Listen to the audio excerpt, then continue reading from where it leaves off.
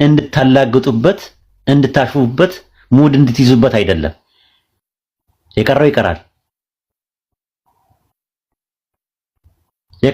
ማለት ነው። በተረፈ ክርስቲያኖች በተለይ ኦርቶዶክሶች እና ፕሮቴስታንቶች በሃይማኖታችሁ ላይ እናንተ እንደፈለጉ ሲቀልዱ ጸጥ የምትሏቸው ነገሮች እኛ ጋር አይሰራም። እኛ ሲሪየስ ነን ለሃይማኖታችን። ሃይማኖት መጫወቻ አይደለም። ሱረቱ ማኢዳ ምዕራፍ 5 ቁጥር 59 ላይ ሃይማኖታችሁን ማላገጫና መጫወቻ አድርገው የያዙትን ሰዎች ወዳጆች አድርጋችሁ አትያዙ ነው የሚለው አላህ። ፔሬድ አለቀ። ሱረቱ ተውባ ምዕራፍ 9 ቁጥር 75 71 ላይም እንደዛ ነው የሚለው። ምዕመናን ለምዕመናን ከፊሉ ለከፊሉ ወዳጆች ናቸውና ይላል። በመልካም ያዛሉ፣ በክፉ ይከለክላሉ። ከመንገድ መስመር ሲወጣ ማስታወስ ይሄ ነገር ትክክል አይደለም ብሎ ማለት አንዱ የዳዕዋ ክፍል ነው። ራሱ ግዴታችን ነው። ትክክል ያልሆነውን ነገር ትክክል አይደለም ማለት ምንም ችግር የለውም። ለምን ተባልኩኝ ማለት አይደለም። መመለስ ነው ያለው አማራጭ። እና እኛ ስለ ግለሰብ አልተናገርንም፣ ስም አልጠቀስንም። 4 ሰዎች አልን።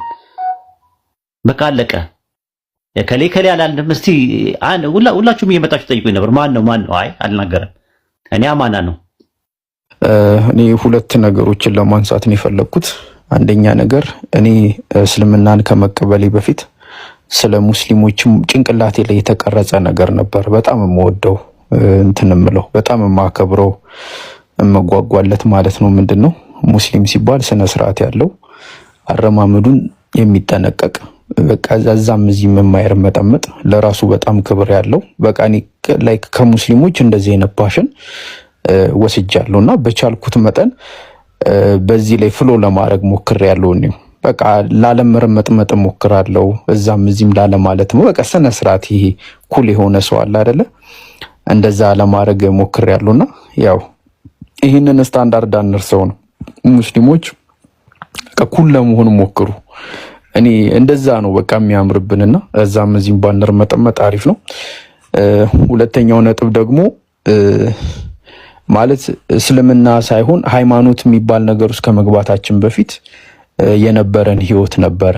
ማለት ይሄ ውሸት፣ አጭበርባሪነት፣ ሌባ፣ ቅጥፈት፣ ብልግና፣ ዱርዬነት እነዚህ ህይወቶች ነበሩን። ማለት በቃ ይሄ ዓለማዊ ህይወት ውስጥ ተጣመዱና በቃ በጣም በሚያስጠላ ነገር ውስጥ ጊዜያችሁን ታሳልፋላችሁ። በጣም ብዙ መጥፎ አልባሌ የሆነ ነገር ማለት ነውና ከዛ ያ ህይወት ደከመንና እስቲ ለፈጣሪ ህሊናችንን እናስገዛ፣ ፈጣሪን እንፈልግ፣ ፈጣሪን እናገኝ ብለን ወደ ሃይማኖታዊ ነገር መጣን እና ላይክ ሃይማኖታዊ የሚባል ነገር አለ፣ ዓለማዊ የሚባል ነገር አለ። ዓለማዊ ማለት አምላክን ረስቶ አምላክ በማይወደው ተግባር ውስጥ ተሰማርቶ እያጭበረበሩ፣ እየዋሹ፣ እየባለጉ፣ እየቀጠፉ፣ እያስመሰሉ መኖር ማለት ነው። የዓለማዊ ህይወት ላይ ያለው ይሄ ነው።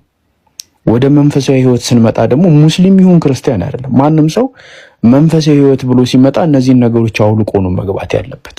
ምክንያቱም ያንን ነገር ለመጣልና ይህንን ነገር ለመልበስ ወደዚህ እስከተመጣ ድረስ ማለት ነውና አይዶን ነው ማለት ህሊና እንኳን ባይኖረን አይዶን ነው ማለት ይህንን ነገር በማድረግ ጊዜ ፈጣሪ ምንድነው ማለት ምንድነው ለዚህ ነገር የሚሰጠኝ ሪስፖንድ ምንድነው ብለን ነው የምናስበው። ማለት እኔ አሁን ሳጭበረብር፣ ፖለቲካ ስሰራ፣ ሰዋሽ፣ ስቀጥፍ፣ ሰው ላይ ደባ ስሰራ፣ ወንድም እህቶች ሌሎች ሰዎች ላይ መጥፎ ሲሆን እንትን ሲሆን ማለት ምንድነው ማለት እኔ ፈጣሪ የሚሰጠኝ ክሬዲት ምንድነው ብዬ ነው ማለት የማስበው። ማለት ይሄንንስ ቆም ብሎ ለማሰብ ጊዜ አይኖረንም ወይስ ደግሞ እንዴት ነው እንደዚህ አይነት ተንኮል ሲሰሩ አምላኬ ወይ ዛሬ ላንተ ጥሩ የሆነ ተንኮልን መስዋዕት ላረግልህ ነውና መስዋዕቴን ትቀበል ዘንድ ያንተ መልካም ፈቃድ ይሁን ብለን ነው ወይ የምንጀምረው?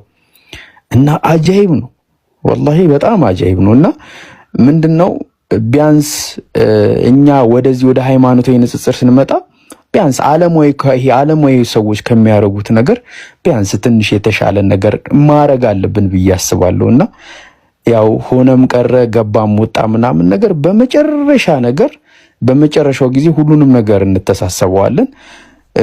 እንትን ነው ይሄ አሁን ያለው ግርግር ምናምን እስልምና ላይ በጣም ትንሹ ነገር ነው። ምክንያቱም ከዚህ በላይ እንደ ዓለም ብዙ እስልምናን ለመጣል፣ ለማፈራረስ፣ ለማበለሻሸት የተደረጉ ነገሮች አሉ። ግን ያው እስልምና ይቀጥላል፣ እነሱ ደግሞ ያልፋሉ። ሁሌ እንደዛ ነው የሚሆነው።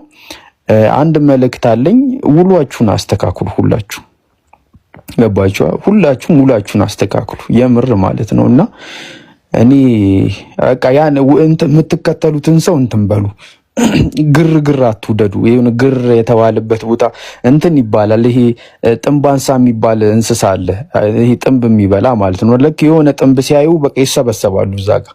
እንደሱ አይነት እንትን ባህሪ አታሳዩ። ኩሉ ለመሆን ሞክሩ። በቃ የምትውሉበትን ቦታ ከምትሰሙት ከምታዩት ነገር ራሳችሁን ጠብቁ። ምክንያቱም አልባሌ የሆነ ነገር ነው እየተለማመዳችሁ ያላችሁትና አድርግልኝ፣ ኃጢአቴን ይቅር በል፣ በደምህ እጠበኝ፣ ቃልህ እንደሚል በሰው ፊት የሚክደኝ በአባቴ ፊት እክደዋለሁ። በሰው ፊት የሚመሰክርልኝ በአባቴ ፊት እመሰክርለታለሁ እንደሚል አሁን በሕዝቡ ሁሉ ፊት አንተ የእግዚአብሔር ልጅ ኢየሱስ አምላክ እንደሆንክ ፈጣሪ እንደሆንክ የሁሉ ገዢና ጌታ እንደሆንክ ከአብና ከመንፈስ ቅዱስ ጋር ትክክል ሆነ ያለ መበላለጥ ያለ መቀዳደም ያለ መለያየት ያለ የነበርክና የምትኖር ዘላለማዊ አምላክ እንደሆንክ እመሰክራለሁ። በልቤም ደግሞ አምናለሁ። ጌትነትህን እንደገና በሰዎች ሁሉ ፊት አውጃለሁ። ኃጢአቴን ይቅር ስላልከኝ፣ በደሌን ይቅር ስላልከኝ፣ በደምህ ስላጠብከኝ አመሰግንሃለሁ። ስሜን በሕይወት መዝገብ ላይ ስለጻፍክልኝ አመሰግንሃለሁ።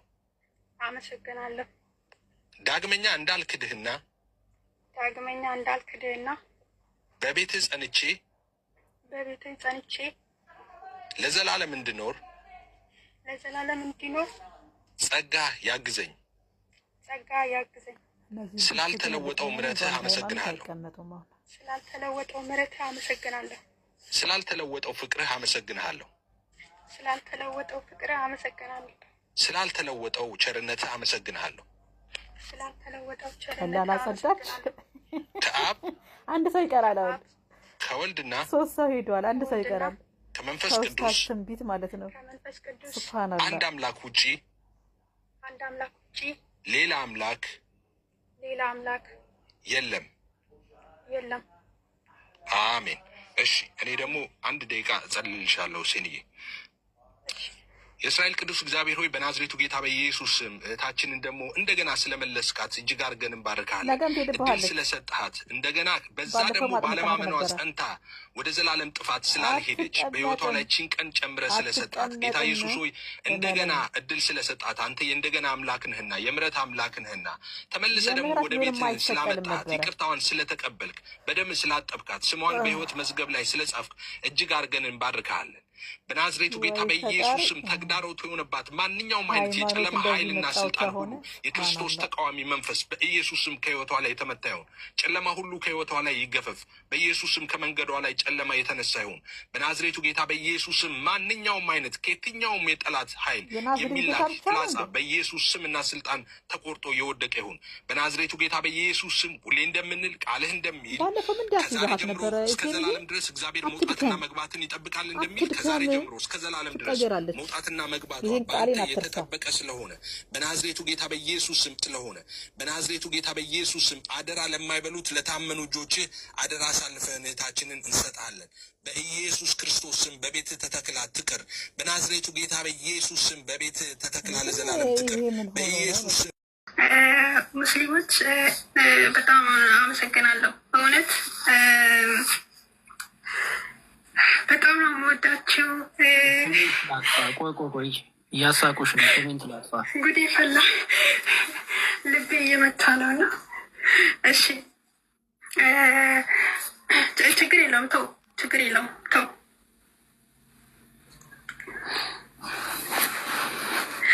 እሺ እና ሙስሊሞች በእውነት በጣም አመሰግናለሁ ስላሳያችሁኝ ፍቅር፣ በቃ ስለ ሁሉም ነገር በጣም ነው የማመሰግናችሁ። ውስጤ ናችሁ። እኔ ለእናንተ ለእምነታችሁም ክብር አለኝ። እምነታችሁም ነክቼ ማለቅም አልነካምም። በጣም ነው የምወዳችሁ። በቃ እኔም በሃይማኖቴ እናንተም በሃይማኖታችሁ። ግን ያው ጓደኝነታችን ግን ይቀጥላል። ያው አለ አይደል፣ አብረን እናወራለን፣ እንጫወታለን ምናምን እና በጣም አመሰግናለሁ በቃ ስለነበረኝ ጊዜ። እግዚአብሔር ይባርካችሁ። ተባረኩ። እሺ እናመሰግናለን። እግዚአብሔር ይባርክሽ ሴና እህቴ በጣም አመሰግናለሁ። እሺ መናገር የሚፈልጋለ ሊዱ እንኳን ደስ ያላችሁ አትይንም? ጋይስ በቃ እኔ አሁን ውከድ ሌላ ድልስት የቴሌግራም ቻናል የምትፈልጉ ሰዎች በውስጥ ሰልታናግሩኝ ትችላላችሁ። ደግሞ አሁንም አዲስ ለቀቁት ቪዲዮ ዘዳግም 22 ላይ አክሽን ቪዲዮ ሳይሆን ፎቶ ነው። አንብቡ፣ ላይክ አድርጉ፣ ሼር አድርጉ። በተለይ አንብባችሁ ሼር አድርጉ እንድታነቡ ስለሆነ የምንለፈው። አሁን አዲስ የለቀቁት ቪዲዮ ነው ፒን ከተደረጉት በኋላ ያለው ዘዳግም 22 እና የሙስሊም ሰባኪያን ሐሰት የሚለው እሱም አይታችሁ ሼር አንብባችሁ ሼር ማድረግ ትችላላችሁ። ላይክ አድርጉ። ቴሌግራም የምትፈልጉ በውስጥ መሰል ልጠይቁኝ ትችላላችሁ። እና ይሄን ለማለት ነው። ልውረድ በቃ። እሺ አመሰግናለሁ ሳሚዬ።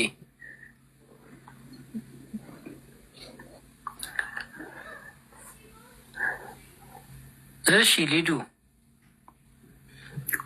እንግዲህ ምናልባት አንዳንድ ቃላቶች እዚህ ቲክቶክ ላይ ተናግሬ ያስቀየምኩሽ ነገር ካለ በጣም ከልቤ ይቅርታ ጠይቅሻለሁ።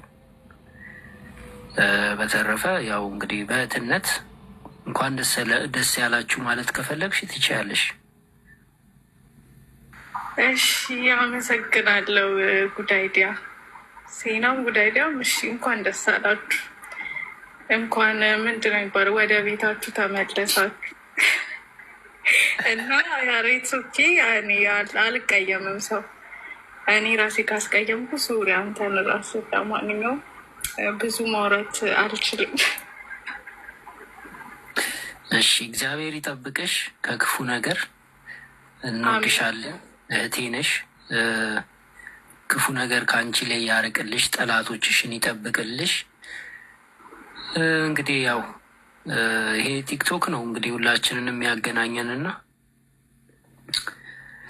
እህቶቻችን ናችሁ። ያው ከክፉ ነገር ይጠብቃችሁ ሁላችሁንም። ይህን እናምለው። ጉዳይዲያ ማለት ግን ጉዳይዲያ ማለት ምን ተሰማክ? ስለ ማለት ንገረኝ። ማለት ያው ታውቃለህ ሙስሊሞች ከኛ ጋር ነበሩና ምን ተሰማክ? በእውነት እኔ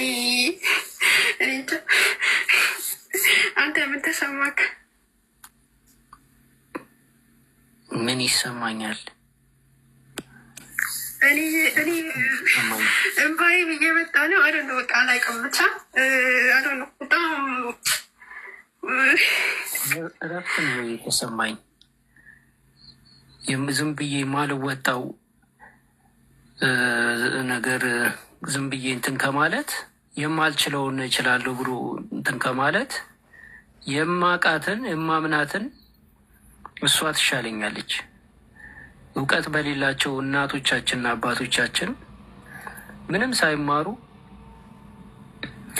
እግዚአብሔርን ለምነው እኛን ከክፉ ነገር እንዲጠብቅልን ጸልየው ጸሎታቸው ደርሶ እግዚአብሔር በብዙ ነገር ሲጠብቀን እያየሁኝ ያ ትንሹ እምነት እሱ ይሻለኛል።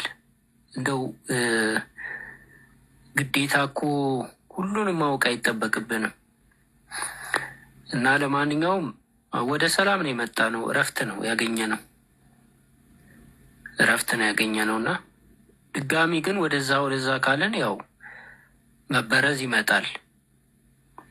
ስለዚህ ሰላምን መጠበቅ ያስፈልጋል። አዎ ትክክል። እና ደግሞ ከዚህ ሶሻል ሚዲያ መራቅ አለብን። በጣም አስቸጋሪ ነው። ታውቃለህ፣ እስልምና መንፈስ ሃይማኖት፣ የሰው ሃይማኖት በጭራሽ አንነካም። እግዚአብሔር የሰጠን ቅዱስ የሆነ መጽሐፍ ቅዱስ አለ። ቅዱስ የሆኑ መዝሙራቶች አሉ። እኛ እኮ ጠግበን ነው እንጂ የጎደለን ነገር የለም። ቅዱስ የሆነ የእግዚአብሔር ቃል አለ፣ መዝሙር አለ፣ ሕይወት የሆነ ስብከትም ካስፈለገ አለ። ሁሉ ነገር አለን እና የጠገበ ልጅ ከአባቱ ጉያ ወጥቶ ይሸሻል፣ ይሄዳል። የተሻለ ቦታ ያለው ይመስለዋል። ከዛ የተሻለ ነገር ያለ ይመስለዋል። ይወጣል፣ ይሄዳል እና አንዳንዱ ሄዶ የተሻለ ሆኖ ሊያገኙ ይችላል። ለእኛ ደግሞ የተሻለው የበፊቱ ቤታችን ነው። እሱ ይሻለኛል ብያለሁ፣ ተመልሻለሁ። ያ እሱ ልክ ነህ። ግን ላይክ ማለት አመሰግናለሁ ምናምን ማለት አለብህ አይደል? ያው ከጎን ስለነበሩ ለማለት ታያቸው የነበሩ ሁሉ ነበረ። አሁን እኛ አዲስ ሰዎች ነን፣ እና ያው ወደ እግዚአብሔር መቅረብ ያስፈልገናል። ያመንበትን ሰይጣን አይተኛም፣ አያንቀላፋም። ስለዚህ ሁልጊዜ ጠላት ተንኮለኛ ምናምን ያስነሳል፣ ክፉ ተናጋሪ ያስነሳል፣ ሰላምን የሚበጠብጥ ሰው ያስነሳል እና አንዳንዴ እኛንም በጥባጭ ያደርገናል። እና ከዚህ ሁሉ ነገር ሰላም የሚገኘው ያው ራሳችንን ከእንደዚህ አይነት ነገር ከማናውቀው ነገር ራስን ማግለል ነው፣ ማራቅ ነው። ይህንን እላለሁ። በተረፈ ሁላችሁንም እግዚአብሔር ይጠብቃችሁ፣ ቤተሰባችሁን ይጠብቅላችሁ፣ ሀሳባችሁን ያሳካላችሁ።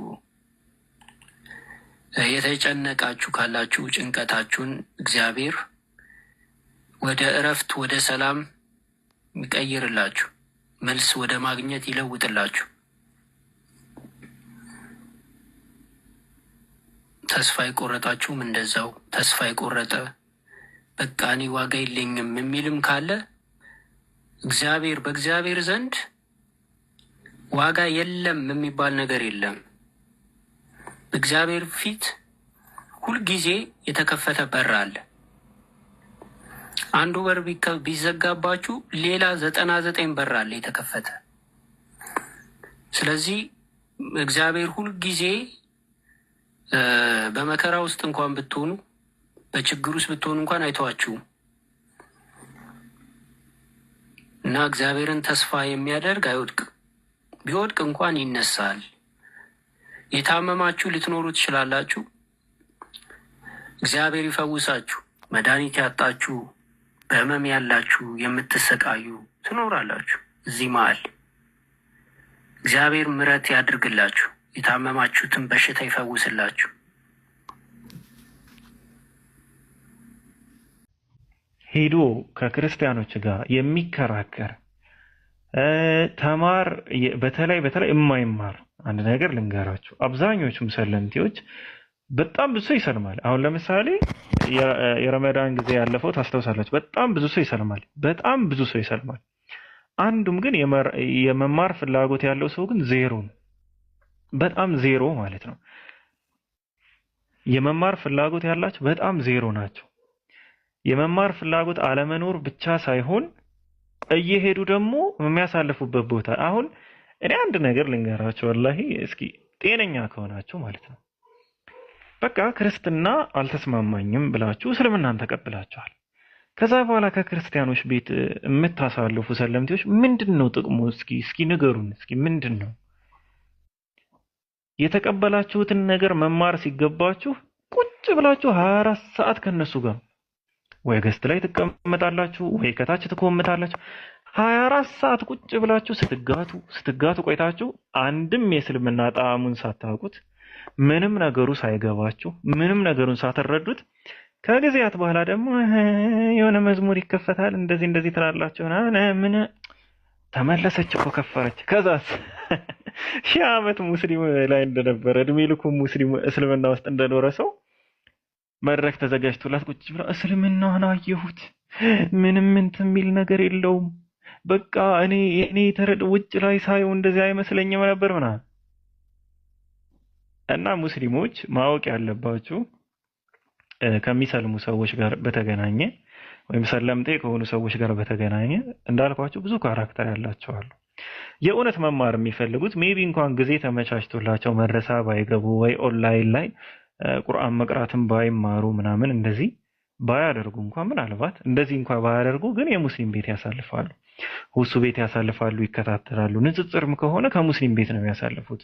ከታች ቁጭ ብለው ምናምን በደንብ ይሰማሉ። ብዙዎቹን ታያላችሁ እንደዛ ገስት ላይም ቢሆን ቁጭ ብለው ይሰማሉ ምናምን እንደዚህ።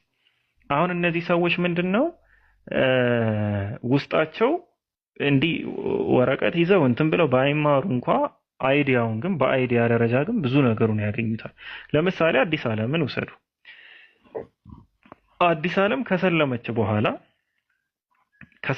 በኋላ ላይቫን እየከፈተች ኢስላማዊ ትምህርት ብቻ ነበር የምትማር። ኢስላማዊ ትምህርት ብቻ ነው የምትማር። አይዲያዎቹን በሙሉ አሁን ላይ ታውቃቸዋለች። በቃ ጀነራሊ በጣም አብዛኛውንም ኢስላማዊ አይዲያ፣ አስተምህሮ፣ ምላሽ እነዚህን ታውቃቸዋለች። ቁርአን አሊፍ ባታ ብላ ቀርታ የሆነ 30 ጁዝ አክትማ ኪታቦችን ቀርታ ምናምን ሳይሆን እሷ የምታሳልፍበት መስመር ጥሩ ስለነበረና ቤቷን ከፍታ የምትጠቀምበት ለመማር ስለነበረ ቤቷን። ሌሎቹ ግን በቅርብ ጊዜ ወዲህ የምናያቸው አንዳንድ ሰለምቴ ነን የሚሉ ሰዎች ሲመጡም ሾው ማድረግ ይፈልጋሉ። በቃ አሰላለማቸው ምናምን በጣም ሾው ማሳየት ይፈልጋሉ። ከዛ ከሙስሊም ቤት እንኳን ቆዩ ቢባል ከ3 ቀን አይዘልም። ሄደው እዛ ኮሜንት ላይ ይሰዳደው አንቺ እንደዚህ ምናምን ድሮም እናንተ እንደዚህ እያመለካችሁ ብለው በቃ የማይመለከታቸውን ነገር ይጽፋሉ።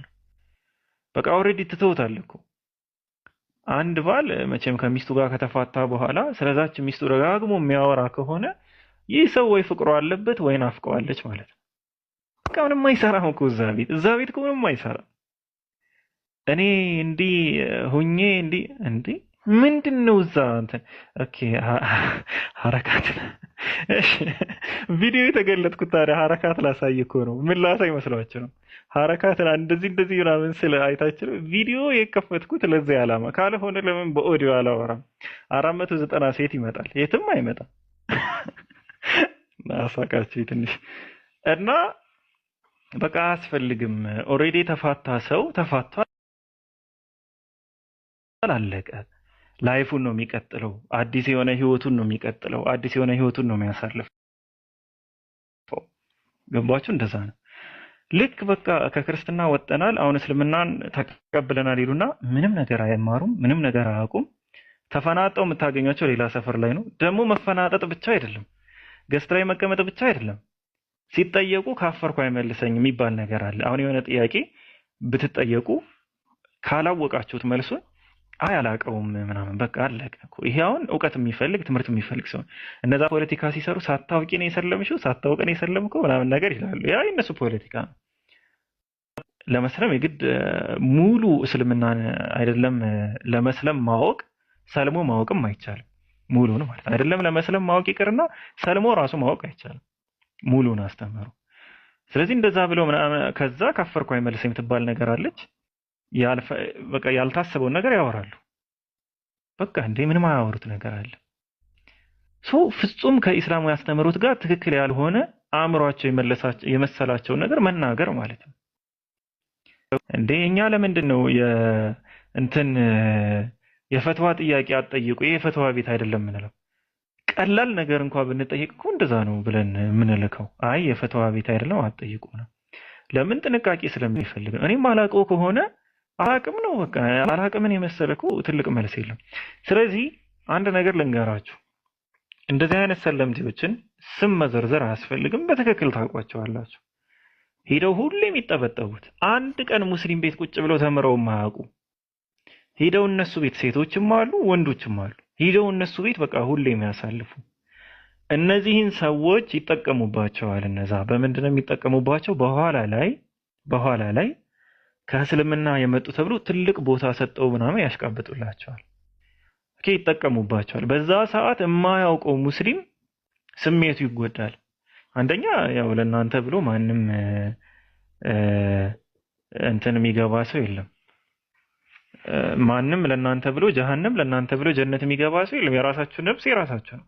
እናንተ ካመናችሁበት እገሌ ከፈረ ብሎ መጠራጠር ማለት በጣም እኮ ጅዝብና እኮ በጣም መጀዘብ ነው። እንደዚህ ይላል። እነሱ በጣም እንደዚህ አይነቱን መስመር ይሰሩበታል። ታውቃላችሁ እኮ እንዴ ስንት ሰው እናውቃለን አይደል? እንዴ ከ3 ጊዜ በላይ የተመላለሱ ይሄ ድብብቆሽ ጨዋታ ይመስል አንዴ ይሰልማሉ፣ ከዛ አይ ይሄዳሉ። ከዛ ደግሞ ግን እኮ እኔ እኮ አላህ ተመችቶኛል ይላሉ። ከዛ ይወጣሉ፣ እንደገና ደግሞ ይሄዳሉ። እነዚህ ማለት ምንም አይሉ አይማሩም። አንዱንም አያውቁትም። ወይ እስልምናን አያውቁትም፣ ወይ ክርስትናን አያውቁትም። የሚያውቁት ምንድነው? የእስልምና ሰባኪዎችንና የክርስትና ሰባኪዎችን ሰዎችን ነው የሚያውቋቸው። አስተምሮቱን አያውቁትም። እገሌ ምን አለ እንደዚህ መለሰው። ያ የተናገረው ነገር ሃይማኖታዊ ነው ወይስ አይደለም? ምን ይሰራለታል? እዛ ቁጭ አድርገው እኮ ልጆች ህፃናቶቹን ለእናንተ አድኗቸው የሚለውን ከጥቃት ጠብቋቸው ማለት ነው ብሎ ሲተረጉሙ እኔማ ተሸውጄ የሚሉ ሰዎች እኮ ናቸው። እና አንዳንድ ጊዜ ወሬና መልስም ለይተው አያውቁ፣ በቃ አያውቁ፣ ምንም አይረዱም። ስለዚህ ማወቅ ያለባቸው ሁላችሁም ማወቅ ያለባቸው ብቸኛው ነገር በተለይ በዚህ ወቅት በዚህ ጊዜ ሰለምቴ የሆኑ ሰዎችን የሚማሩ ከሆነ ይማሩ፣ ማይማሩ ከሆነ የራሳቸው ጉዳይ፣ ህይወታቸው የራሳቸው ነው። በህይወታቸው የሚጫወቱ የሚቀልዱት እነሱ፣ እኛ ምንም የሚመለከተን ነገር የለም። እናንተ ግን እየሄዳችሁ አታጋግሉ፣ አታሙቁላቸው።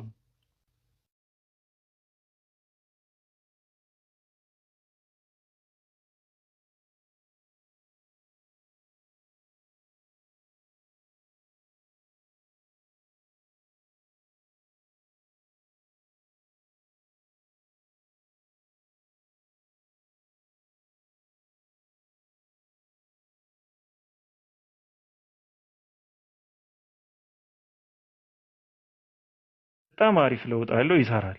አብዛኛውን ጊዜ ባይመከርም ማለት ነው። ምንድነው የምላችሁ የከፈረ ማንም ሰው የለም፣ ግን በቅርቡ አንዳንድ ሰዎች ሊኖሩ ይችላሉ። የሆነ ምናያቸው እንትኖች አሉ።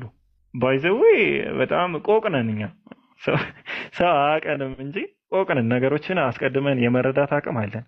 አናወራውም ማለት ራስን መካብ ይሆናል። ይቺ እንኳን ሳክስ ነች፣ የምር እንዳታስባል ግን እናውቃለን። ወላሂ ማን ሊሄድ እንዳኮበኮበ፣ ማን እንደዚህ ሊበር እንደተዘጋጀ፣ ማን ሊያስመታ ሆን ብሎ እየሞከረ እንደሆነ እንደዛ እናውቃለን። ስም ማጥፋት እንዳይሆን በሚል ነው።